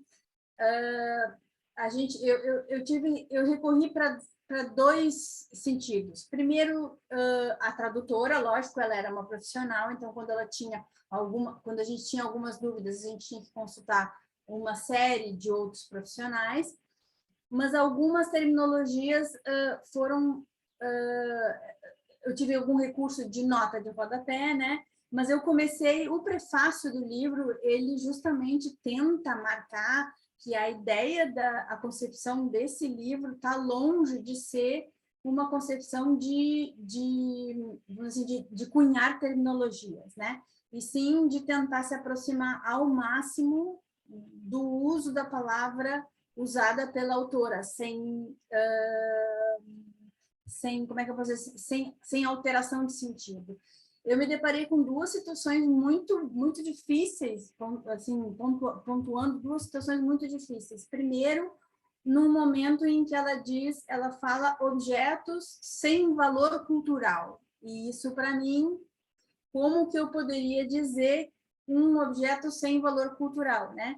Então, aí teria que toda a questão da antropologia e o que é um objeto com valor cultural, e nós temos o termo de bens culturais, que provavelmente nos Estados Unidos não se usa. Então, ali eu tive que fazer uma ressalva de que eu estava usando a terminologia dela, né? E que não estava em questão, vamos dizer assim, a epistemologia da palavra, né? Outra questão pontual foi a questão de gênero, né?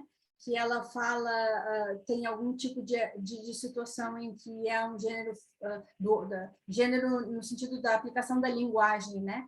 Gênero feminino, o copo, ou a taça, e aí ela faz um jogo, né?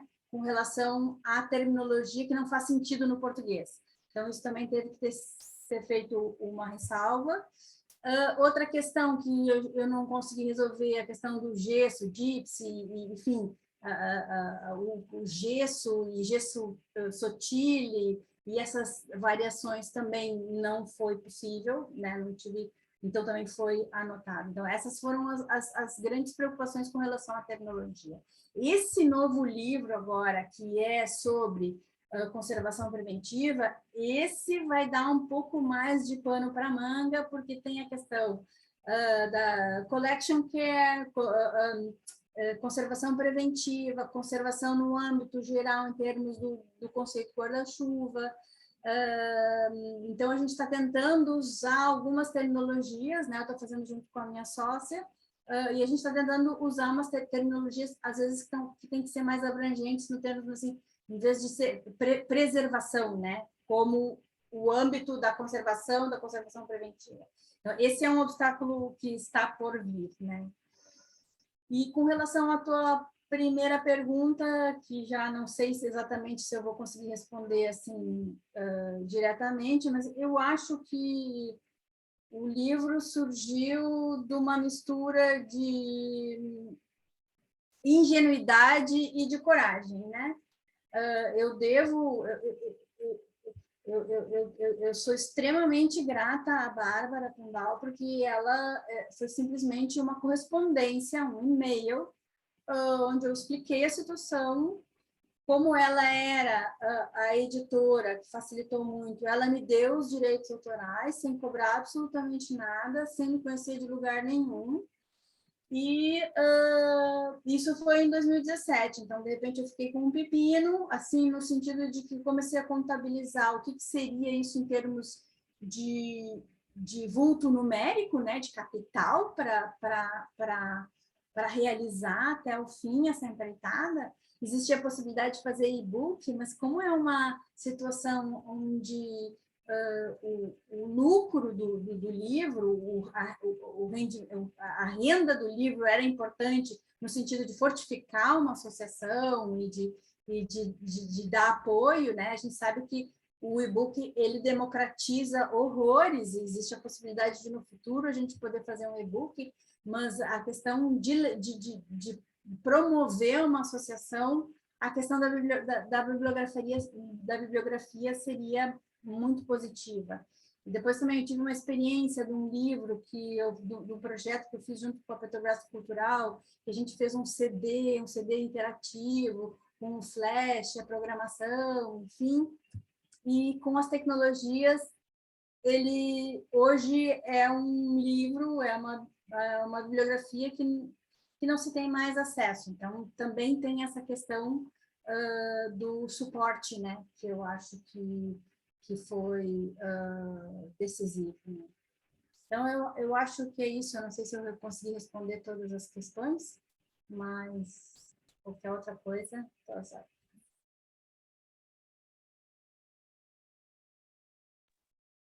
Realmente, essa questão da tradução não é fácil, né? Porque você usa termos em determinadas línguas, né? Expressões, e que é impossível você traduzir literalmente, né? No nosso caso, como são termos mais técnicos e definições muito sucintas e, né, bem objetivas, acho que o grande desafio foi deixar a definição o mais objetivo possível, né? Para não trazer confusões de entendimento, né, sobre o que a gente estava falando, e a outra, né, como eu já mencionei, no caso nem sempre os termos existem em outras línguas e as pessoas têm que adaptar, né, os mexicanos e o grego, né, o colega grego, eles tiveram que adaptar uma série de coisas. Mas aí eu ficava assim, mas vocês não fazem esse tratamento? Como é que vocês chamam esse tratamento? Mas era uma coisa assim, foi bastante conflituosa isso. Mas eu queria mencionar duas coisas interessantes. A primeira, assim, o trabalho alucinado que foi de fazer a linkagem, né, porque são 57 entradas mas né, sinônimos, e ver também, porque você faz a linkagem de vários termos correspondentes, ou seja, se eu linko mancha com resíduo de adesivo, tem que voltar o resíduo de adesivo para mancha também. Então, como é tudo linkado, você tem que ir e voltar o tempo inteiro, né? Então, a checagem dessa linkagem também, uma a uma, para ver se estava certinho, foi um trabalho bastante minucioso, que envolveu toda a equipe, né, da editora e toda a equipe de trabalho também. Um caso interessante, eu acho que de terminologia, né, a Silvana fez uma pesquisa, eu acho que no Brasil inteiro, de planos de trabalho, para entender como que as pessoas designavam os tratamentos, né? Então, um caso interessante que surgiu entre a gente foi assim: mas você não fala de velatura, né? Porque aqui em Minas, nós usamos o termo velatura para designar um método de laminação, né? E para distinguir justamente e a gente não usa laminação para distinguir da laminação com acetato de celulose, né? Então, laminação estava muito vinculada a uma prática histórica, mas que já não é bem vista, e velatura seria uma prática mais contemporânea né, e bem vista. Então, a gente fazia essa distinção. Então, foi uma discussão assim, de dias a respeito disso, onde que usa velatura, não usa, de onde que é essa palavra e tal. A gente acabou chegando à conclusão de que provavelmente veio de uma experiência no estrangeiro, né, ou de um termo tirado da restauração, de outras práticas de restauração, porque não se usa velatura em quase nenhuma parte do Brasil, mas aqui em Minas, né? E outro termo também que foi bastante polêmico, por exemplo, foi o clareamento, né? Mas nós não fazemos clareamento. Não, nós também não fazemos clareamento em geral, mas é uma prática que é feita, então tem que constar do glossário, né? A gente coloca lá as notas, as ressalvas e tal, mas é um procedimento, ele tem que constar, não, mas nós não fazemos clareamento. Tudo bem, mas só traduz, então, para não ter muita confusão.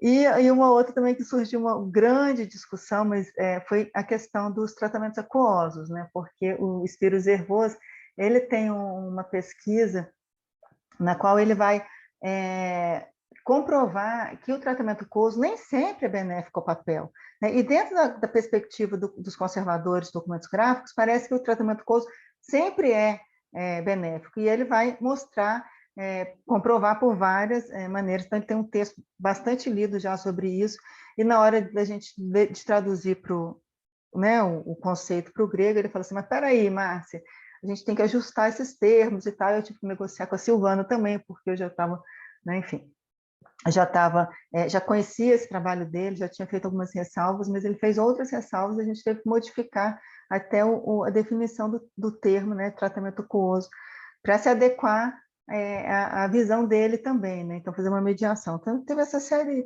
de questões. E agora, a última, muito engraçada, é que a gente vai selecionando as imagens e tudo, né? Várias pessoas mandam para a gente produziu outras imagens, mas, no fim das contas, a gente foi lá, selecionou umas imagens muito bonitas, as que a gente achou melhores de todas, e tínhamos selecionado uma de planificação, uma imagem de planificação, que era uma imagem muito bonita, que era um manuscrito sendo estirado, né? Então, é uma técnica de planificação por estiramento, só que em vez de papel, era um pergaminho, e ele estava sendo estirado pela técnica do pergaminho, né, com maquinário. Aí a gente está usando aquilo como se fosse natural. Quando chegou lá para o Spyros Zervos, que ele é muito observador assim, nos detalhes, ele falou assim: olha, está linda a imagem, mas isso não é papel. E não se faz esse tratamento em papel. Eu falei: nossa, mesmo. Então, a gente teve que correr atrás de uma outra imagem de planificação, que não é um procedimento fácil de ter uma imagem boa, né? Enfim. Então, tem uma série de detalhes ao longo, enfim, vários casos. A Silvana poderia contar outros, mas acho que é por aí mesmo que eu posso falar um pouco dessa aventura maluca que foi. Fantástico, obrigado, Márcia. Não sei se é a Ana ou acho que a Ana vai falar. Sim, obrigada, Roberto, pelo interesse. Essa é uma questão que tem aparecido de várias formas, essa questão da diversidade dos objetos que compõem essa categoria, né, muito mais complexa do que a forma como ela tem se apresentado, né, tradicionalmente em vários espaços. E de fato, os trabalhos clássicos, né, e preponderantes, vamos dizer assim, da área, eles têm apresentado com mais frequência, né, a categoria dos documentos gráficos, sobretudo a partir de uma perspectiva bidimensional, né, e praticamente constituída em torno do papel, né? Haja visto assim, o enunciado mesmo da categoria, que ainda hoje aparece, né, em alguns espaços, inclusive de trabalho, como conservação e restauração do papel. A gente entende, não é uma crítica generalizada a isso de forma alguma, a gente entende que isso tem, né, um processo de constituição, de tomada de consciência do que significa, né, essa categoria, mas isso é uma realidade. Agora, para além, né, da multiplicidade desses objetos, desses usos, né, e práticas que compõem esses documentos gráficos, que fica clara, a gente espera, né, que pelo menos fica claramente representada aí no livro, há todo um grupo, né, de modos de produção que ficam também escondidos, né, por detrás das formas acabadas desses documentos, e que nós temos designado sob o enunciado patrimônio gráfico, né, como uma categoria que compreende não só os documentos, né, em toda essa multiplicidade, como também os modos de produção e do seu gesto. Só para trazer aí, né, um pouco mais de alguns outros elementos para essa discussão, que eu acho que são os pontos que articulam uma conversa sobre esse tema. E, de fato, né, por outro lado, me parece que o exemplo que você deu, ele é muito significativo dos campos que têm, de fato, pensado sobre essa diversidade, né? E refletido sobre os modos de produção. E para mim, eu nunca fiz uma análise sistemática disso, mas né, o uso cotidiano, né, da bibliografia me faz pensar que a arte contemporânea e conversas com colegas, né, enfim, me faz pensar que a arte contemporânea tem, de fato, construído chaves conceituais para se pensar isso, né? Mesmo porque essa é uma realidade material mesmo do campo.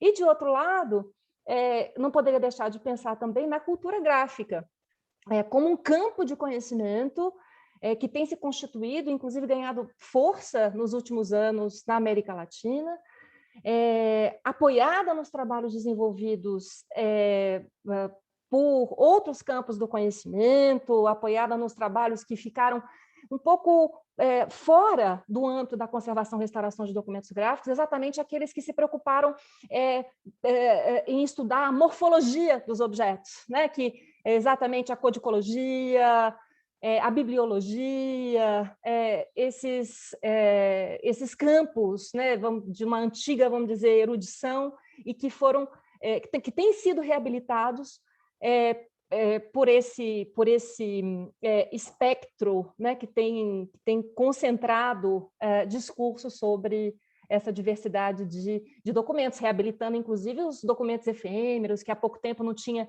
nenhum valor simbólico, que estavam aí jogados, enfim, como aconteceu grandes desastres no passado, né? As nossas primeiras encadernações completamente perdidas, e que, claro, a gente está falando de algo que tem um valor, né, de antiguidade histórico muito grande, mas outros documentos mais simples do nosso cotidiano, de 100 anos, de 200 anos, que acabaram também sofrendo bastante nesse processo, exatamente por essa falta de atribuição de valor. Então, acho que são esses três polos que têm pensado sobre essa... tem caracterizado, vamos dizer, essa discussão. Desculpa se me prolonguei um pouquinho, é um tema que me interessa bastante. É um tema fascinante, eu fiquei encantado escutando. Muito obrigado. Acho eu na arte contemporânea, sobre outros pressupostos, isso aparece bastante, e eu trabalho também com arte contemporânea, então achei fascinante. Muito obrigado. E vamos escutar também a professora Eliane um pouco mais, por favor, professora. Roberto, só que gostaria de dizer, você falou da geografia, né? Mas na realidade seria a geologia, né? Principalmente essa parte de exploração mineral, tal, seria a geologia. E não há problema nenhum, né? Eu não me incomodo em ser confundida com geógrafo, eu tenho muito respeito pela profissão e eles também têm pela nossa, né? É só para a gente pontuar aqui. E seria interessante aqui a gente pontuar né? Porque eu acho que, assim, por muito tempo, a geociências aqui no Brasil sempre ficou um pouco num segundo plano, e dependendo do seu patrimônio, no patrimônio pétreo, as geociências têm muito a colaborar, né? Então, a Constituição, caracterizar a pedra e ver o estado de conservação dela é a função do geólogo, né? E nós temos hoje profissionais prontos para ajudar os conservadores em projetos que envolvam a pedra, né? E nesse livro, depois, quando vocês tiverem oportunidade, vocês vão perceber, existem capítulos só de geólogos, e geólogos que ainda não têm muito... geólogos que não têm contato com essa área de conservação, e eles fizeram seus capítulos no sentido de divulgar o patrimônio pétreo de seus lugares. E tem outros que já não, inclusive eu tenho o meu capítulo aqui de São Paulo, é com um arquiteto. Então, você percebe essa mudança da linguagem, né? E outros capítulos também que tem essa interação, e nesses capítulos você tem uma abordagem maior, uma preocupação com a conservação, que não são todos os capítulos que acontecem.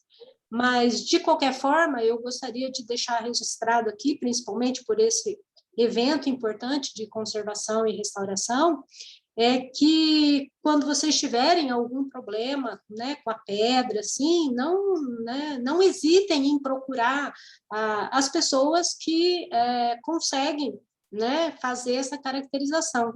Uma coisa que tem mudado, mas que talvez tenha sido até uma dos incentivos para eu ir para essa área, você chegar no museu e ter lá a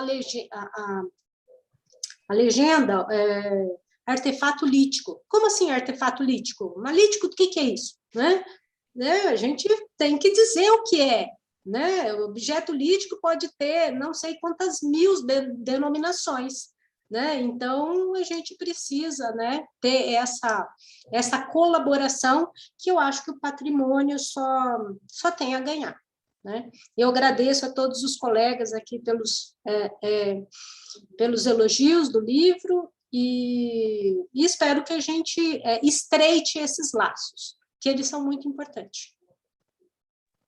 Fantástico, professora Eliane, muito obrigado. Eu tenho duas perguntas aqui no chat do público para os convidados, eu vou fazê-las todas de uma vez e aí nós encerramos a sessão. Avançamos bastante, desculpe, mas eu tenho certeza que está sendo um momento aqui enriquecedor para todos. Então, aqui a Isamara escreveu: eu gostaria de perguntar a Márcia se vocês pretendem ampliar o glossário com a variante de Portugal em colaboração com colegas portugueses. Seria muito útil, tendo em vista o crescente intercâmbio entre os países. E parabéns mais uma vez. E na sequência, a Rafaela gostaria de perguntar à professora Eliane e também se alguma professora quiser colaborar. Sou estudante do 4º período de Conservação e Restauro da UFMG e me interessei muito pelos pétreos. Gostaria de saber um pouco dessa relação da atuação do profissional conservador restaurador no campo dos pétreos, tanto no Brasil quanto no exterior. Só um pouquinho que está faltando um pedacinho da mensagem que eu não pegou aqui para mim. Pois não sei se estou vendo de forma correta, mas parece ser uma área mais, entre aspas, dominada por outros profissionais, arquitetos, engenheiros, geólogos. Então, essas são as duas perguntas para a gente encerrar o debate. Eu vou responder a Isamara. Bom, como eu disse no começo do... Obrigada pela pergunta, né, Isamara? Mas como eu disse no começo do livro, da fala, esse é um projeto inicial, né? Ele é em aberto, ele não abarca todas as áreas, né, possíveis da conservação e restauração de documentos gráficos, né, como a Ana fez uma distinção muito boa, ele trata só obras em papel, né, então a gente está tratando do bidimensional, essencialmente, por isso que até o título da obra não é conservação e restauração de documentos gráficos, assim, em papel, porque a gente está falando essencialmente do papel, né, dos danos e dos tratamentos papel, enfim. Então, a perspectiva de aumentar esse glossário, ela está aí aberta, existe, né? Inclusive, há várias iniciativas, né? A gente já viu aqui no seminário, pessoas trabalhando em diversas áreas, em glossários, para uso local, para uso mais aberto. E eu queria mencionar, né, que a Ana Carolina Neves Miranda, que está fazendo agora doutorado lá no UFMG conosco, a pesquisa dela é justamente sobre essa relação da terminologia usada no Brasil e em Portugal, e como é que essas experiências de designação das coisas, ela é muito cultural, né, e denota, obviamente, práticas realizadas em cada espaço. Então, vamos ver como é que o trabalho da Ana Carolina se desenvolve, né, e a gente, obviamente, vai trabalhar em parceria com a Silvana nesse trabalho da Ana Carolina, como é que ele se desenvolve, e vamos ver para frente o decorrer, né? Mas seria uma perspectiva muito boa, né? Incluir dentro do dicionário, por exemplo, as terminologias usadas em Portugal, né? Como outras designações. Então, essa é uma perspectiva possível. Obrigada, Roberta, pela sua condução, pela sua intervenção. Já vou me agradecendo aqui. Vou responder a Rafaela, então. Rafaela, olha só, eu acho que, assim, eu, como geóloga, eu vou lá, eu caracterizo a pedra, e aí eu vou discutir com você qual vai ser a intervenção. Quem vai intervir na pedra é você, né? Então, hoje, eu não sei se existe algum geólogo habilitado para fazer a conservação. Existem geólogos habilitados para discutir com o conservador qual é o melhor caminho, né? Porque a gente pode discutir e falar, olha, o estado atual da conservação da pedra é esse. A gente pode tentar fazer isso, esse tipo de coisa não seria adequado por tais motivos. Então, na realidade, é essa interação que a gente tem, né? Deveria ter uma equipe multidisciplinar a hora que você intervém no patrimônio. Então, se tem um determinado edifício que está precisando de consolidação, então vamos conversar com o geólogo, vamos conversar com o químico e vamos conversar com o conservador. Então, dependendo do seu problema, né, você vai ter o auxílio desses profissionais. Então, eu não acho que são outros profissionais, como você está colocando aqui. Eu acho que a intervenção é do conservador, né? E nós temos aí profissionais que estão dispostos e estão habilitados a ajudar nessa intervenção. Espero ter respondido a sua pergunta. Bom, pessoal, já avançamos bastante aqui na hora, mas eu quero mais uma vez agradecer a Ana, a Mariana, a Eliane e a Márcia pela excelente apresentação e dar os parabéns mais uma vez pelo material, pelas publicações que foram aqui apresentadas. Todas seguramente são importantes contribuições para o campo do patrimônio cultural, da conservação e da restauração dos bens culturais. E, enfim, quero também deixar vocês à vontade, se vocês querem fazer algum comentário, alguma consideração final. Já encerro aqui a minha participação dessa maneira. Muito obrigado. Obrigada, Roberto, e obrigada a todos. Muito obrigada pela atenção. Obrigada a todos, todas. Tarde muito agradável. Até. Muito obrigada a todo mundo pela presença. Obrigada. Desculpa, te interrompi, Márcia. Não, obrigada pela presença, né? Esse momento, como eu estava conversando com a Ana ontem, esse é um momento de celebração, né? A gente quase que veio uma taça de vinho para poder brindar aqui. Então, brindemos essas ótimas publicações e esse trabalho, realmente, que é um trabalho insano de publicar livro, né? Depois de divulgar. Mas você tem a ideia, fala assim, a ideia é genial, beleza? Mas a quantidade de trabalho que vem na sequência dessa ideia é uma coisa que quase não quero mais ter ideia por 5 anos, né? Para poder descansar, porque é muito divulgar trabalhoso. Distribuir também, né? No caso exatamente, exatamente. Ainda é outra por vida. Exatamente. Então, mas é isso, né? A gente passa por isso e fica feliz depois, na hora de celebrar agora. Então, agradeço a presença de todo mundo e a sua condução, Roberto. Muito obrigada.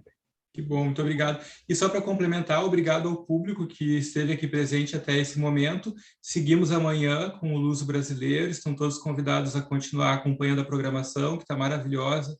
Temos ainda muitos trabalhos a serem apresentados, conferências, mesas, está sendo maravilhoso. Um abraço para vocês, boa noite. Tchau, boa noite. Amém.